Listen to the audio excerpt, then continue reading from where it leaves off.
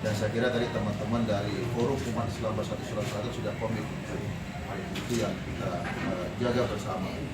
Dan memang mereka jalan, tapi jalan nanti akan kita kawal bersama-sama.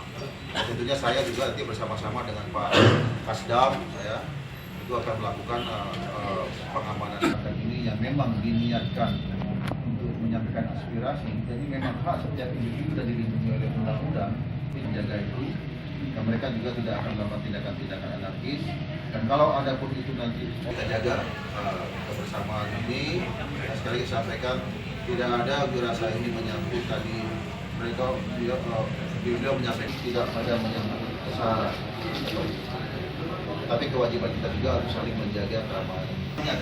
Kalau nanti penanganan tidak kita sudah mendengar apa yang catatan harus kita sampaikan dalam rangka penegakan.